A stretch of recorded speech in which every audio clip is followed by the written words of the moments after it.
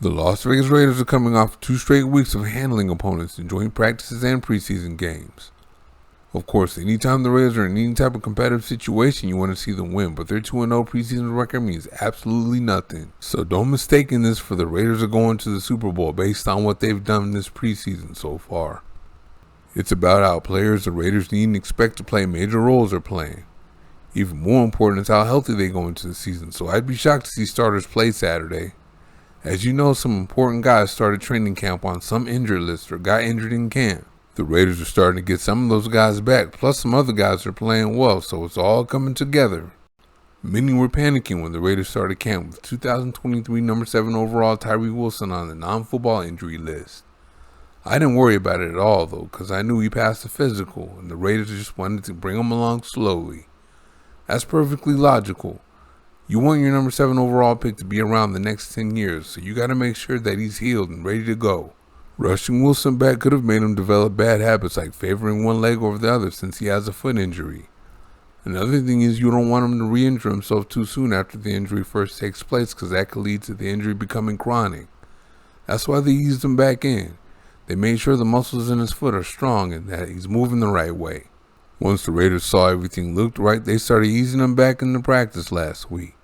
Yes, this week and next week to practice to see if he can be ready for week 1. That's a total of 3 weeks, so barring a setback, Wilson should be ready to roll, and if he somehow doesn't play in week 1, it'll be soon thereafter. Is running back Josh Jacobs coming back? I believe he was always going to show up just before week 1. That's what happens when guys get franchise tagged. No one gets tagged and goes to training camp. Multiple reports have Jacobs showing up just before week 1 and starting the season. Then there are reports that there's no news. Again, I believe he'll be there just ahead of week 1. That'll be huge for the Raider offense too. Fellow running back Zamir White just isn't on Jacobs' level. He still needs to get better in the passing game. He catches the ball a little better, but he has a ways to go in pass protection. Therefore, I'd say he probably needs to come out most of the time on passing downs. When you have to do that, you're pretty much telling the defense if you're running or throwing the ball. White comes up short in comparison to the 2023 NFL rushing champ running the ball too. So we won't make opposing defenses put an extra man in the boxes often. That's important because 8 men in the box means superstar receiver Devontae Adams is being covered one-on-one, and there's no corner in the NFL that could do that with him.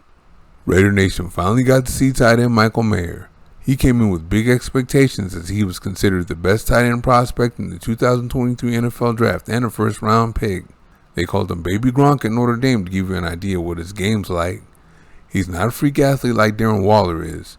He's a good route runner, but more of a power guy and a tough guy that catches the ball over his man and finishes through contact. He's a really good blocker too, but he had his welcome to the NFL moment while trying to block edge rusher Max Crosby. Mayer had himself a good training camp anyway and looks like the week 1 starter. After missing the preseason game against the San Francisco 49ers, he balled out with multiple touchdowns in joint practices against the Los Angeles Rams last week. In the preseason game against them, he had just 1 catch for 3 yards on 2 targets. On his other target, he was wide open, but quarterback Brian Hoyer threw a horrible pass that was picked off. The new regime loves him, and you know quarterback Jimmy Garoppolo loves to throw to the tight end, so we can expect a big year from Mayer. The new regime's been coming up with some really good mid to late round gems. This Aiden O'Connell kid can play.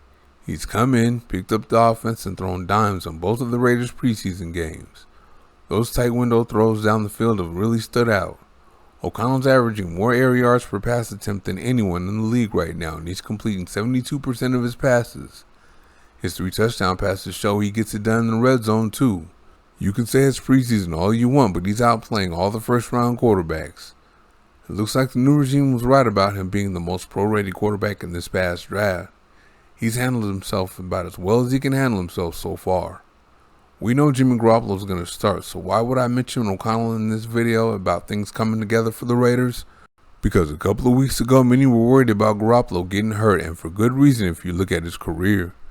But after seeing O'Connell the last couple of games, worry not. It's all coming together, and an injury to Garoppolo isn't the end. This is not to say the Raiders are going to the Super Bowl or even the playoffs for that matter. We haven't even seen them once for an extended period of time yet, but now is a good time to feel good about the Raiders. The Raiders have improved, and you can tell by the way guys have performed in training camp and the preseason games at positions the Raiders really need to improve at. And the injuries the Raiders had that could have put a monkey wrench in their plans, those guys are starting to come back, giving them a chance to be the best they can be. They just need dear defense lineman Byron Young to come back, but it's all coming together for the Raiders. Thank you for watching. See you next time.